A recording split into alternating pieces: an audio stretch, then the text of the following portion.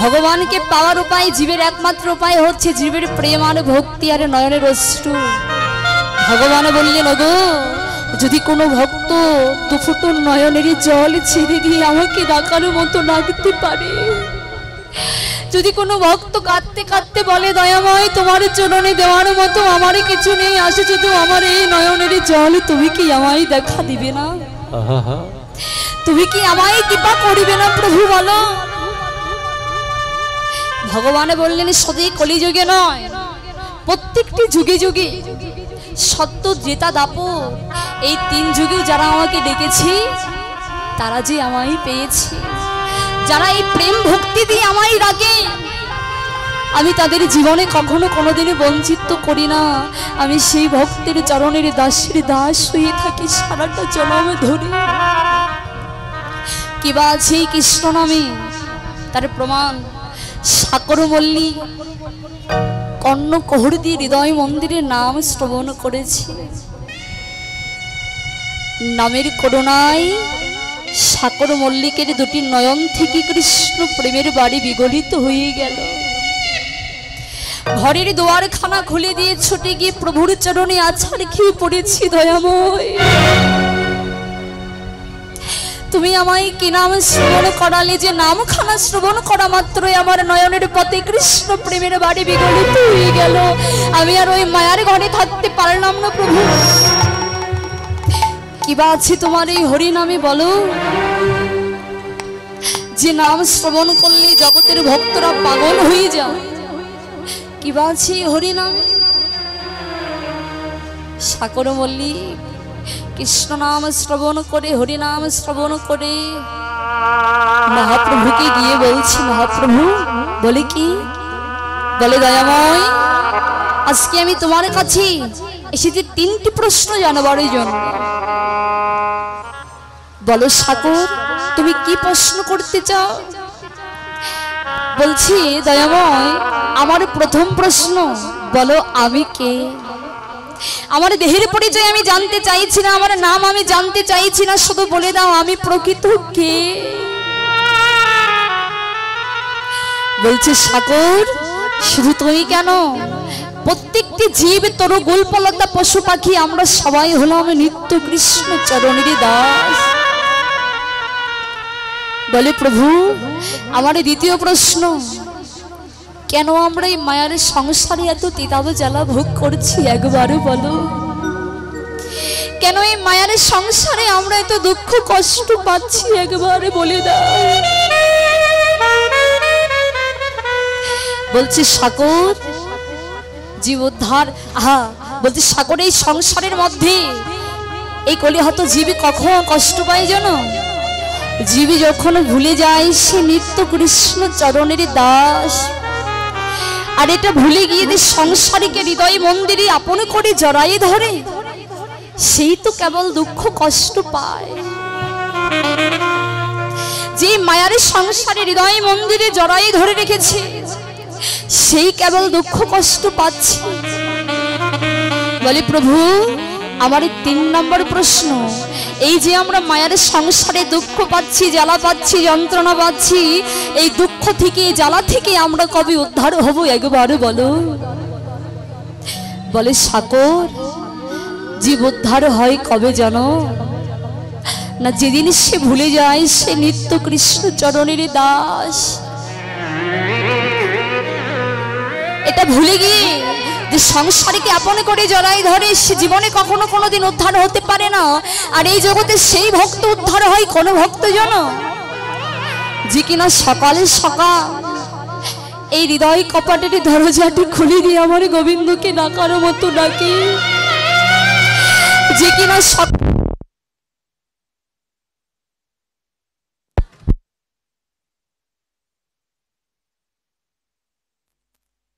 তাই গৌর হরি বল বলছে গো, যে কিনা সকালে সকালে সাধুগুরু বৈষ্ণবীর বাজারে এসে সাধুগুরু বৈষ্ণবীর চরণ দুখানা হৃদয় মন্দিরে জড়াই ধরে কাঁদে, সেই তো সকালে সকাল উদ্ধার হয়ে যায়, সেই তো আমার চরণ লাভ করতে পারে। বলে দয়াময় তুমি তো ভজনের পথ দেখিয়ে দিলে, গৌরাঙ্গ মহাপ্রভু সাগর মল্লিককে বাবা দীক্ষা শিক্ষা দিলেন। এবারে দীক্ষা শিক্ষা নেওয়ার পরে সাগর মল্লিকের নাম হয়েছিল সনাতন গোস্বামী। আহা, দীক্ষা শিক্ষা দিলে এবার একটু ভজনের উপযোগী করে দাও, কেমন করে কৃষ্ণ নাম করলে আমি আমার গোবিন্দের চরণে কৃপা লাভ করব সেটা তো বলে দাও। গৌরাঙ্গ মহাপ্রভু সেইখানে দাঁড়িয়ে রাজ আবরণ ত্যাগ করে অঙ্গে একখানা গেরুয়া বস্ত্র ধারণ করে, স্কন্ধে একখানা ভিক্ষার ঝুলি ধারণ করে, ললাটে তিলক ধারণ করে, মনের তিতাব জ্বালা পরিত্যাগ দিয়ে চলে গেলেন বৃন্দাবনের পথে পথে। বৃন্দাবনে গেল, সেখানে আমার মদন গোপালের পূজা অর্চনা করে, প্রত্যেক দিনে ভোগ নিবেদন করে বাবা। তো বৃন্দাবনে মাধুগুড়ি করতে যায়, সেখানে কোনো চাউল ভিক্ষা হয় না, ভিক্ষা হয় আটা ভিক্ষা। সেই আটা ভিক্ষা করে নিয়ে এসে জল দিয়ে কোনো রকমে মাখিয়ে রুটি তৈরি করেছে। রুটি যে ছেঁকবে সেই পাত্র পর্যন্ত তার ছিল না, কেননা সে যে বড়ই কাঙাল, তার নিজের বলতে আর কিছু নেই। সে যে বড়ই কাঙাল, তার নিজের বলতে সে কিছু ধরে রাখতে পারেনি। প্রত্যেক দিন আমার রাধা মাধবের জন্য কি করে জানো? ওই যে মাধুগুড়ি করতে যায়, মাধুগুড়ি করে যা পাই ওই ভিক্ষা করে রুটি তৈরি করে। আর প্রত্যেক দিন ওই বাগান থেকে লতা পাতা তুলে নিয়ে এসেছে আমার গোবিন্দের জন্য শাক তৈরি করবে বলে। শাকে যে লবণ দেবে সেই সামর্থ্য পর্যন্ত তার ছিল না। রুটিটা যে আগুনে দেয়, এ পাশে দেয় তো পড়ে যায়, ও পাশে দেয় তো পড়ে যায়, ও পোড়া রুটি। আর এই লবণবিহীন শাক আমার গোবিন্দকে নিতই নিতই সেবা দেয়। এমনি ভাবে 1 মাসে যায়, 2 মাসে যায়। একদিন মধ্যরাত্রে মদন গোপাল সনাতন গোস্বামীকে ডেকে ডেকে বলছে, সনাতন, ও সনাতন। বলে কি? বলে, ও সনাতন, তুমি কি আমায় চিনতে পারো নি? আরে আমি যে তোমার মদন গোপাল। বলে, সনাতন, আজকে আমি তোমার কাছে এসেছি কেন জানো? ও সনাতনে, তুমি যে আমাকে প্রত্যেক দিন পোড়া রুটি আর লবণবিহীন শাকের সেবা দাও। সনাতন, পোড়া রুটি দেবে তাও কোনো দুঃখ নেই, কিন্তু লবণবিহীন শাক যে আমায় সেবা দাও। সনাতনে, তুমি কি জানো এই লবণ, তুমি কি জানো এই লবণবিহীন শাক সেবা করতে আমার যে বড়ই কষ্ট হয়? সনাতন, তুমি আগামী কাল থেকে যখন সেবা দেবে শাকে তুমি একটুখানি লবণ দিও সনাতন। এই কথা যখন বললেন, সনাতনে বলছি, এ কি প্রভু, এ তুমি কেমন কথা বলছো? আজকে আমাকে পথের ভিখারি করে, পথের কাঙাল করে তুমি কিনা আমাকে বলছো তুমি শাকে একটুখানি লবণ দিও। যখন আমার বিষয় ছিল, বাসনা ছিল, আমার ধন সম্পত্তি ছিল, তখন কেন তুমি আমার কাছে আসোনি? আজ আমাকে পথের ভিখারি করে দিয়ে তুমি কিনা আমার কাছে ভালো ভালো সেবা করার ইচ্ছা করছো।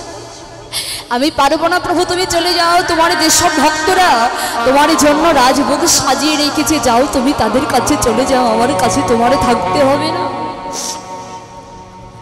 সনাতন বলছি, যাও প্রভু, চলে যাও। মদন গোপালে বলছে, সনাতন, তুমি আমাকে তাড়িয়ে দিচ্ছ। সনাতন, তুমি আমাকে তাড়িয়ে দিচ্ছ, আমি আর থাকবো না তোমার কাছে। আরে সনাতনে, তুমি কি জানো এই জগতের সংসারে আজকে যেসব ভক্ত কাঙাল হয়েছে তারাই তো আমার সঙ্গ হয়েছে।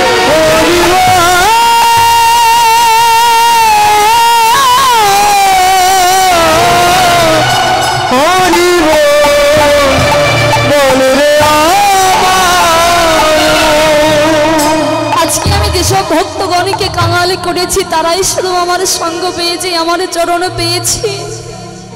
আর তুমি কিনা আজকে আমাকে সেবা দিতে পারবে না। সনাতন, তুমি কি জানো এই জগতের সংসারে আমি যত ভক্তকে কষ্ট দিই, জ্বালা দিই, যন্ত্রণা দিই,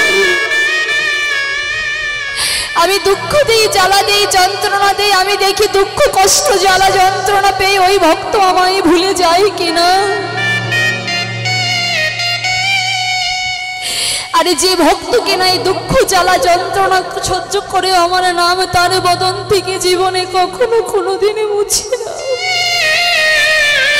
আমি শুধু এ জন্মে নয়, প্রতিটি জন্মে জন্মে ওই ভক্তের চরণের দাস হয়ে থাকি। আর জগতে আমি যে ভক্তকে দুঃখ দিই, জ্বালা দিই, যন্ত্রণা দিই, আর ওই দুঃখ কষ্ট জ্বালা যন্ত্রণা তারা সহ্য করতে পারে না, ওই দুঃখ জ্বালা যন্ত্রণা পেয়ে আমার নাম তাদের বদন থেকে চিরজনমের মতো ভুলে যায়। আমি যে ওই ভক্তের দিকে জীবনে কখনো কোনোদিন তাকিয়ে দেখি না।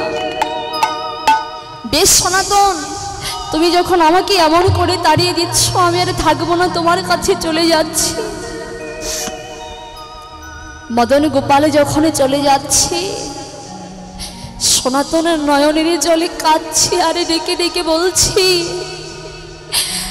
দয়াল হরি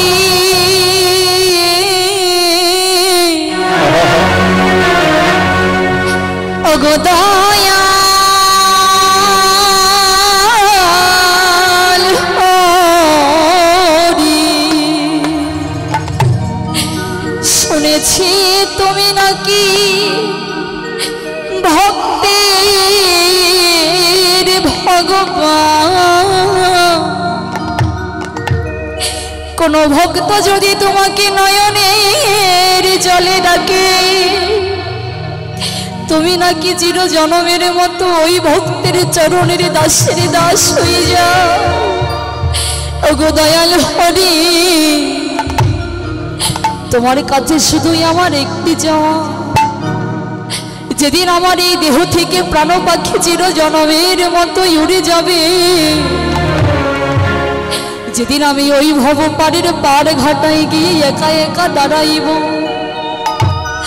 ওগো দয়াল হরি, তুমি সেদিন শেষের দিনে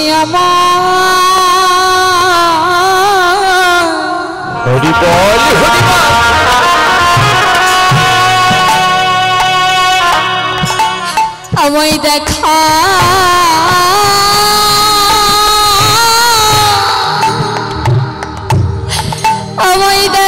দিও।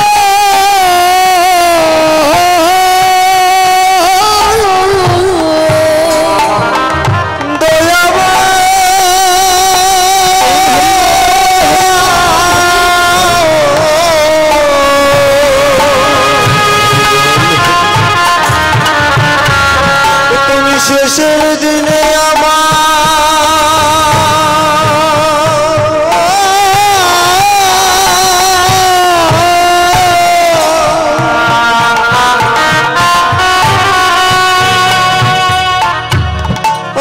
দেখা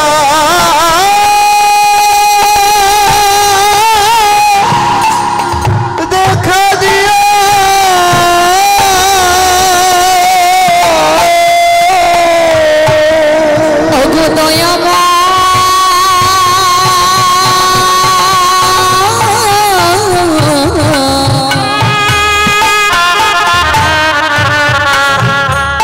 তুমি সেদিন আমায় শেষের দিনে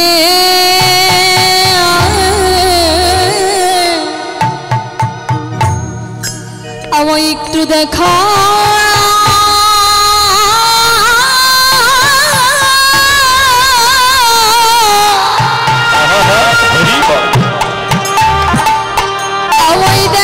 দিও।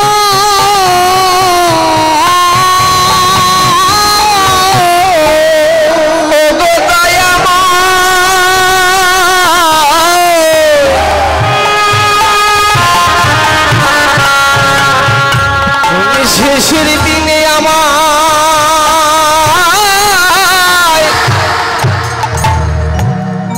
ওই দেখা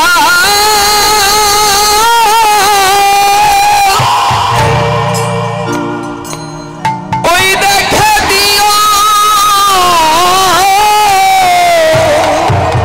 এই জগতে তুমি ছাড়া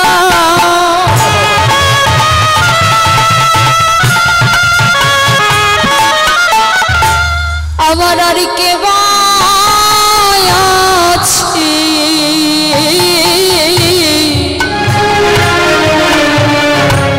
সেদিন শেষের দিনে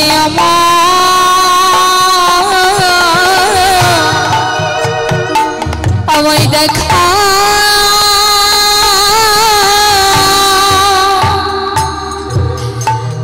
দেখা দিও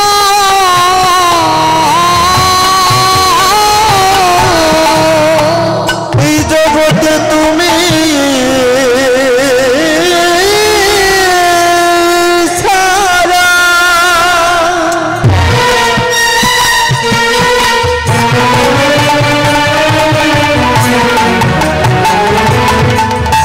আমার কে আছে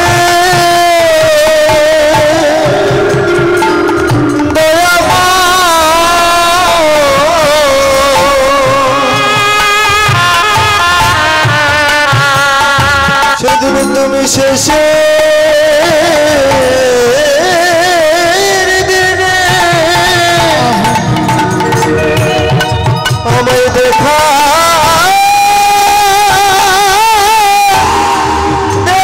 দিও বলি প্রভু সেদিনে তোমার চরণে ছাড়ায়া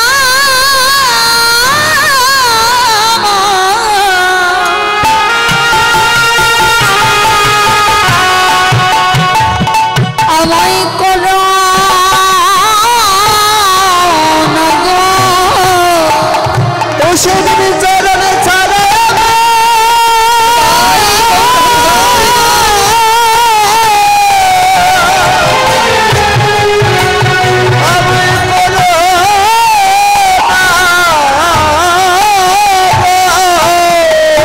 প্রভু তোমার ওই চরণ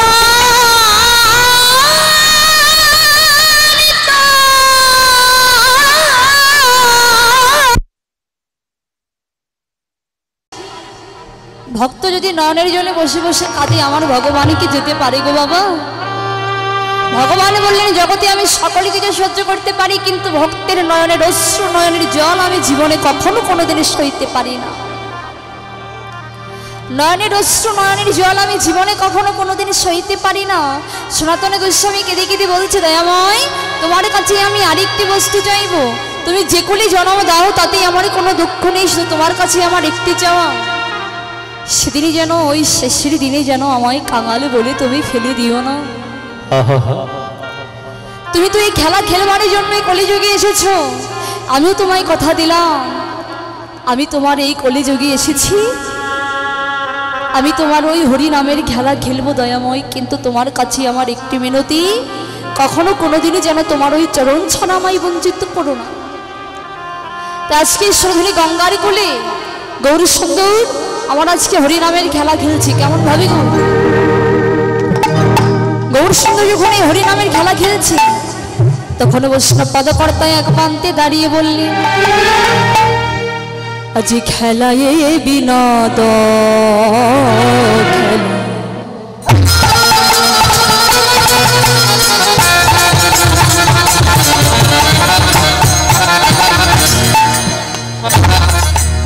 প্রাণ গো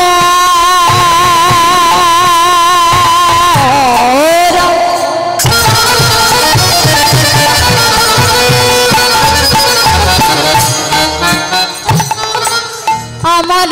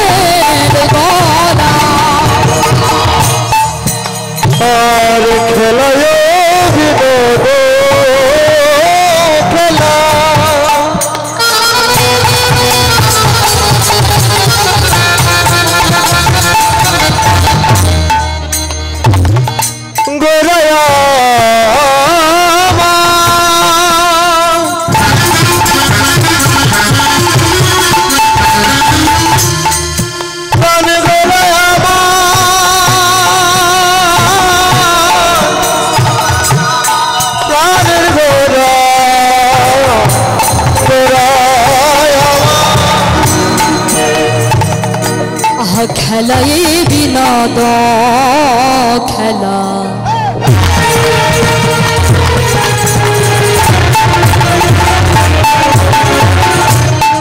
প্রাণ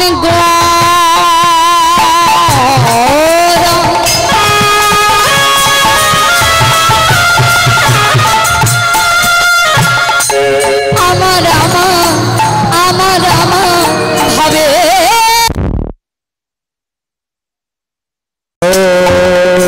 খেলে বিনোদ খেলা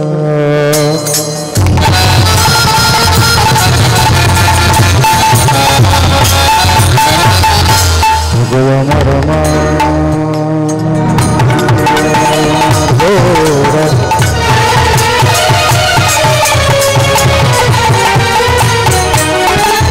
ভাবন ধীরসে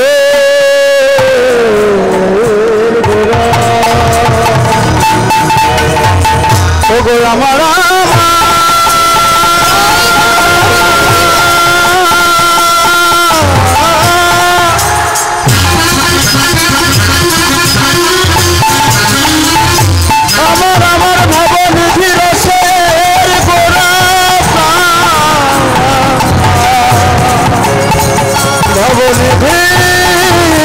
রসের গোরা খেলা বিনোদ খেলা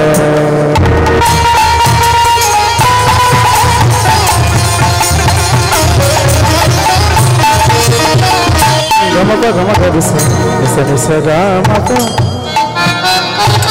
গমকা নিধকা গমকা গমকা দিছে খেলা বিনোদ খেলা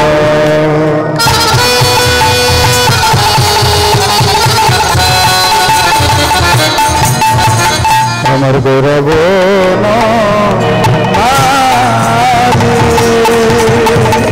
আহা পুলিন বিহার করে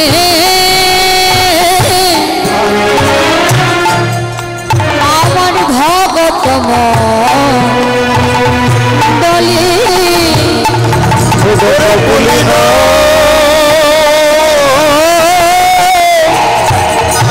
বিহার করে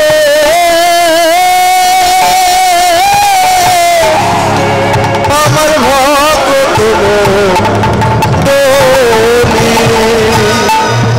দেখো খেলিছি গড়ারা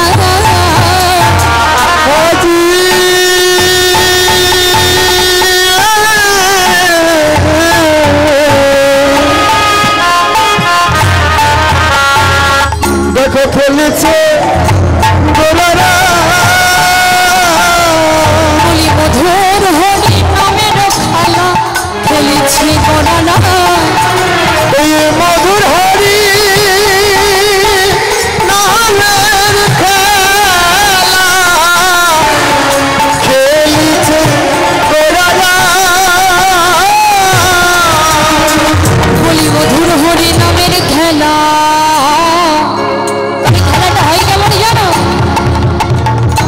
আহা হরি বলায়ার বাহু তোলা মধুর হরি নামের খেলা তাই মধুর হরি নামের খেলা মধুর হরি নামের খেলা মধুর হরি নামের খেলা আজি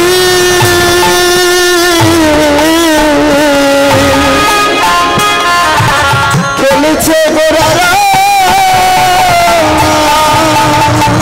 খেলায় বিনোদ খেলা গোড়া বনমালী পুলির বিহার করি ভাগত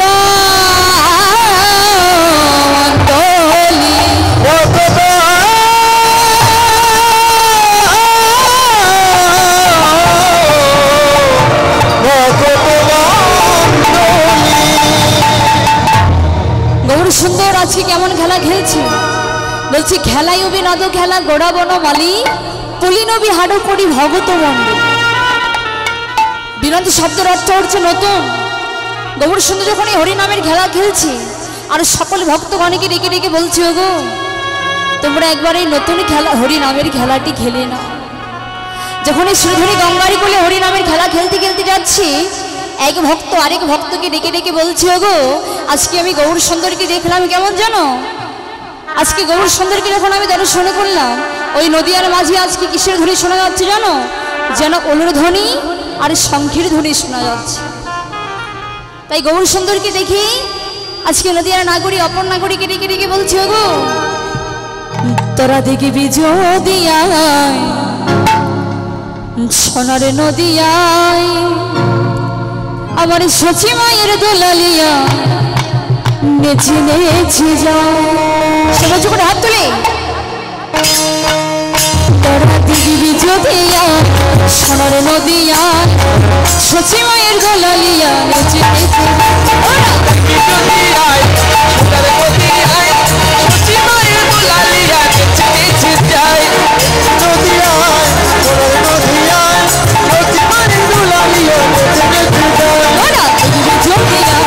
সোনার নদিয়া সচি মায়ের দোলালিয়া নেচে নেচে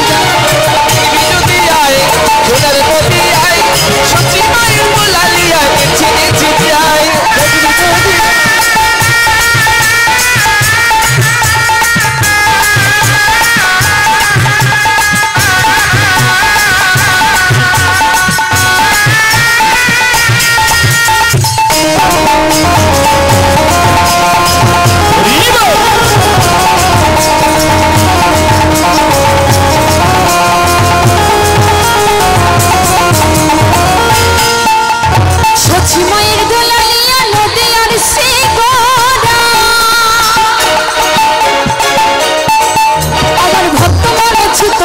ভক্ত মনোহরা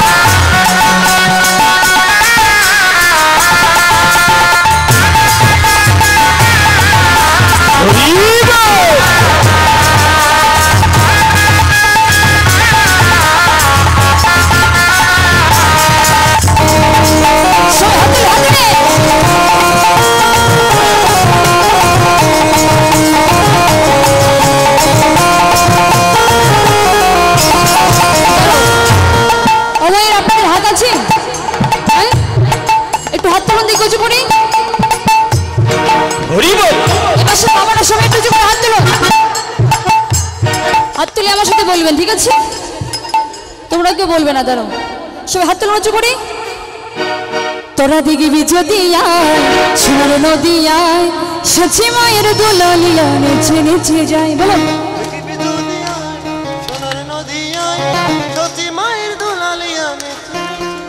প্রসাদ সেবা করেছি, প্রসাদ সেবা করেছেন সবাই? জোর হচ্ছে না গলায়? একটু জোরছে বলুন, একটু পরেই তো চলে যাব, আমাদের তো একটু খারাপ লাগবে। যশোরে গিয়েছিলাম গুরুদেবের বাড়িতে, সেখানে কেউ একটু হাতে তালি দিল না, কেউ একটু বাদন এনে ধ্বনি দিল না। বলবো না সবাই একটু ধ্বনি জুড়বে।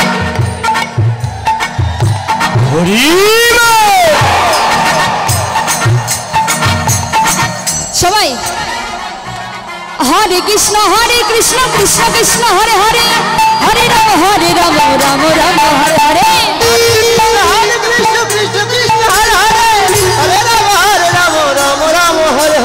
হরে কৃষ্ণ কৃষ্ণ কৃষ্ণ হরে হরে, হরে রাম রাম রাম হরে হরে। জোরছে, আরো জোরছে, জোরছে। দাঁড়াও, প্রথম বাবাটা বলবে, ঠিক আছে? বলুন দেখি। হরে কৃষ্ণ কৃষ্ণ কৃষ্ণ হরে হরে, হরে রাম রাম রাম হরে হরে বলো।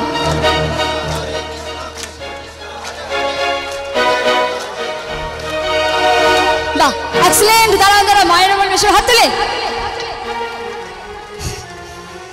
হরে কৃষ্ণ কৃষ্ণ কৃষ্ণ হরে হরে, হরে রাম রাম রাম হরে হরে। জোরছে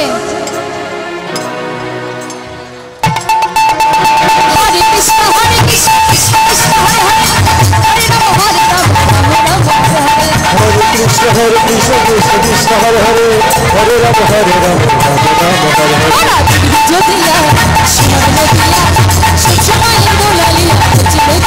তোরা দেখবি যদি আয় সোনার মতি আয়, সচি মায়ের দোলালিয়া গেছে নেচে যায়। দেখবি যদি আয় সোনার নদী আয়, সচি মায়ের দোলালিয়া গেছে নেচে যায়। দেখবি যদি আয় সোনার নদী আয়, সচি মায়ের দোলালিয়া গেছে নেচে যায়। তোরা দেখবি যদি আয় সোনার মতি আয়, সচি মায়ের দোলালিয়া গেছে নেচে যায়। তোরা দেখবি যদি আয় সোনার নদী আয়, সচি মায়ের দোলালিয়া ও গেছে নেচে যায়। জোরছে বলো নিতাই যা দেখি, নিতাই যা দেখি, গৌর যা দেখি, গৌর যা দেখি। এই শোভনী গঙ্গার কোলে যখন আমার গৌর সুন্দর খেলাটি খেলছি, তখন নাগরীরা ডেকে ডেকে বলছি আজকে আমি আমার গৌর সোনাকে দেখে আসছি। আর এদিকে কি হয়েছে, বেলা অবসান দেখি মা সচিমাতা উচ্চ সুরে ডাকছে, নিমাই বাবা নিমাই, নিমাই নিমাই বলে ডাকছি। আরে যেই ডাক নিমাইয়ের কর্ণে প্রবেশ করেছি, নিমাই বলছি ওগো আর বিলম্ব নয়, চলো এবার ঘরে ফিরে যেতে হবে। কেননা আমার মাঝে আমার নাম ধরে ধরে ডাকছে, আর বিলম্ব নয়, চলো এবার ঘরে ফিরে যেতে হবে। তাই এবার কি করলেন, আহা দিন সন দেখি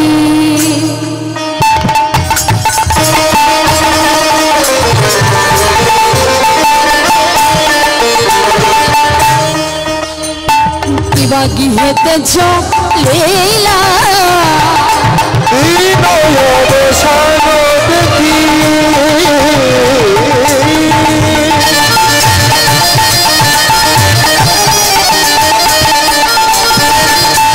ঘরেতে ও কিবা জননীর জননীর রণে আসে, আর জননীর চরণে আসি প্রণাম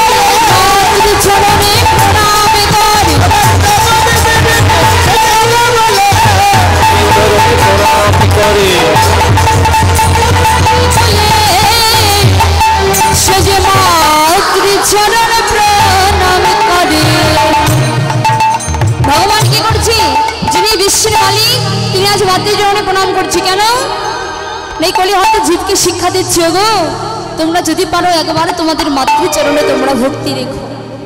কেননা এই জগৎ সংসারে মায়ের মতো আপন কোনো বস্তু হয় না গো বাবা। এই জগৎ সংসারে যদি কোনো সন্তান মাতৃচরণে প্রণাম রাখতে পারে তার ভজনে বাড়িবে শক্তি। কেননা এই জগৎ সংসারে সবাই ভালোবাসবি কোনো না কোনো স্বার্থেরই দিক দিয়ে, কিন্তু জনমে দুঃখিনী মা যে ভালোবাসা দেয় এই ভালোবাসার মধ্যে কোনো জ্বালা নেই, কোনো তিতাবে নেই, কোনো যন্ত্রণা নেই। এই মায়ের ভালোবাসার সঙ্গে জাগতিক জগতের কোনো ভালোবাসারই যে তুলনা হয় না। তাই ধর্মনাথ যুধিষ্ঠিরকে একদিন একটি প্রশ্ন করেছিল, যুধিষ্ঠির বলো তো পৃথিবীতে সব থেকে আশ্চর্য বস্তু কি? যুধিষ্ঠির বলেছিল, গো এই পৃথিবীতে আশ্চর্য বস্তু কি জানো? এক কলসি জলে 7 কলসিকে পূর্ণ করা যায়, কিন্তু 7 কলসি জলে এক কলসিকে পূর্ণ করা যায় না। তার মানে কি মা জানো? এক কলস অর্থাৎ হচ্ছে একটি মা, আর 7 কলস অর্থাৎ 7টি সন্তান। একটি মা তার একে ইস্কন দুগ্ধ দিয়ে 7টি সন্তানকে মানুষের মতো মানুষ করতে পারে, কিন্তু 7টি সন্তান যখন বড় হয়ে যায় তখন তারা একটি তার জনম দুঃখিনী মাকে দেখতে পারে না। ওই মায়ের দশা হয় কি জানো? ওই সন্তানের লাতি কেটে কেটে মায়ের সেজে জন্মটা চলে যায়। আর যে পিতা এত পরিশ্রম করে কষ্ট করে সন্তানদের মানুষ করে, আর ওই পিতার দশা হয় কি জানো বাবা? ওই পিতার দশা হয় বৃদ্ধাশ্রম। মাতা পিতাকে ঘরে রাখছে না, ওই পিতার দশা হয় বৃদ্ধাশ্রম, পিতাকে ঘরে থাকতে দেয় না। যেমন একটি মা সন্তানটি যখন 2 বছর, তখন তার বাবা মারা গেছে। মা লোকের বাড়িতে ভিক্ষরান্নি করে চাকরান্নি করে লোকের থালা বাসনে মেজে ছেলেটিকে মানুষের মতো মানুষ করেছে। ছেলে যখন বড় হয়েছে, ছেলেকে বিবাহ দিয়েছে, ঘরে বৌমা এসেছে। ঘরে যখন বৌমা আসলেন, ওই সন্তান যখন নিতই কাজ করতে চলে যায়, একদিন ওই বৌমার শাশুড়ির মধ্যে ঝগড়া বাঁধলে, ওই বৌমার শাশুড়ির মধ্যে যখন ঝগড়া বাঁধলে, ছেলে যখন ঘরে আসলি, ওই বউ ছেলেকে ডেকে ডেকে বলছি, ওগো তোমার মা যদি এই ঘরে থাকে আমি কিন্তু তোমার সঙ্গে আর সংসার করব না। তোমার মা যদি এই ঘরে থাকে আমি তোমার ভাত আর খাবো না। ছেলে মনে মনে চিন্তা করলেন, মা তো বিদ্যা হয়েছে, 2 দিন পরে মারা যাবে। আজকে যদি মা মারা যায় পরের মাকে মা বলবো, কিন্তু ঘরের সহধর্মিণীকে হারিয়ে ফেললে তো আর খুঁজে পাবো না। দেখেছি মা মারা গেলে মাকে আবার অন্যের মাকে মা বলে ডাকতে পারবো, কিন্তু ঘরের সহধর্মিণী হারিয়ে গেলে তো আর খুঁজে পাবো না। তাই বউকে সান্ত্বনা দিয়ে বলছি, ওগো তুমি এই ঘরেতে থাকো, আমি আমার মাকে অন্য কোনো জায়গায় রেখে আসবো। বৃদ্ধা রমণী বৃদ্ধা মা মাকে কি করছে জানো? মাকে একটি ঝুড়ির মধ্যে করে তুলে মাকে মাথায় নিয়ে চলে যাচ্ছে। মাকে রেখে আসবে বৃদ্ধাশ্রম, মাকে রেখে আসবে ওই সুন্দরবনের ধারে, মাকে ঘরে রাখবে না। মাকে যখন ওই মাথায় করে নিয়ে যাচ্ছে,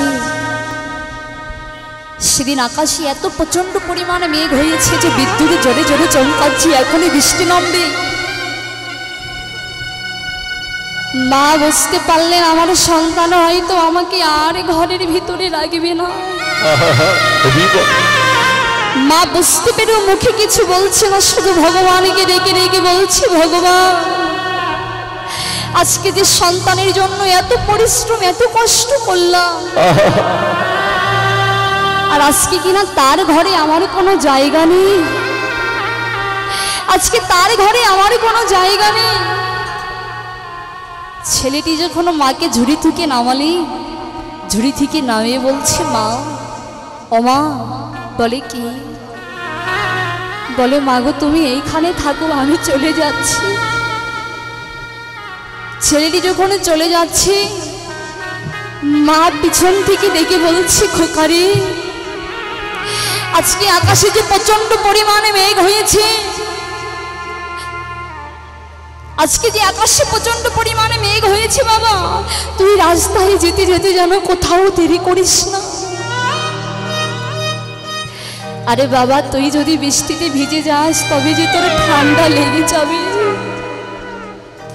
বাবা, তুই যেন রাস্তায় কোথাও দেরি করিস না। মায়ের ভালোবাসা দেখেছেন, যে সন্তান আজকে মাকে ভুলে চলে যাচ্ছে, সেই মা আজকে সন্তানকে দেখে বলছে, খোকা তুই যেন রাস্তায় কোথাও দেরি করিস না বাবা। আরে বাবা, আমি তো তোর ঘরে আর রবো না। তোরে যদি ঠান্ডা লাগে তুই তো হাত দিয়ে ভাত খেতে পারিস না, নিজে একা স্নান করতে পারিস না।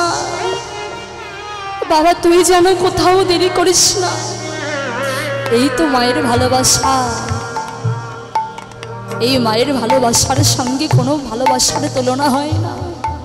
মা যখন এমন করে বলছে, সন্তানটি মায়ের কথা শ্রবণ করে ছুটে গিয়ে মায়ের চরণ দুখানা হৃদয়ে চড়াই ধরে কেঁদে কেঁদে বলছে, মাগো আজকে আমি তোমার চরণে এত বড় অপরাধ করলাম, তুমি আমায় কোনো অভিশাপে দিলে না। আমি ভেবে ভেবে দেখলাম, এই জগৎ সংসারে যদি আমি সকলে কিছু হারিয়ে ফেলি খুঁজে পাবো, কিন্তু তোমার মতো জনম দুঃখিনী মাকে যদি আমি একবার হারিয়ে ফেলি, আমি যে আর কখনো কোনোদিন খুঁজে পাবো না মা। সন্তানটি মায়ের চরণ দুখানা হৃদয়ে জড়াই ধরে বলছে, মাগো তুমি আমায় কোনো অভিশাপে দিবে না? মা মুচকি হাসি দিয়ে বলছে, খোকারে এই জগৎ সংসারের সন্তানই তো মাতা পিতার চরণে অপরাধ করে, তাই বলে কি কখনো কোনোদিন সন্তানকে অভিশাপে দেওয়া যায়? আমি তোকে অভিশাপে দিব কেন বাবা, তুই একবার আমার পক্ষে আয়। দেখবেন কোনো সন্তানে যদি বিদেশ থাকে, সন্তানে যখন ঘরে ফিরে আসে, ঘরে ছোট ছোট ভাই বোন থাকলে গিয়ে বলবি, দাদা আমার জন্য কি এনেছো? বউ থাকলে বলবে আমার জন্য কি এনেছো? কিন্তু ঘরে যদি আমার জনম দুঃখিনী মা থাকে, মার বদন দিয়ে ওই কথা বের হয় না। মা কি করে জানো? ছুটে গিয়ে সন্তানকে বক্ষ মন্দিরে চড়াই ধরে কাঁদে আর বলে, খোকারে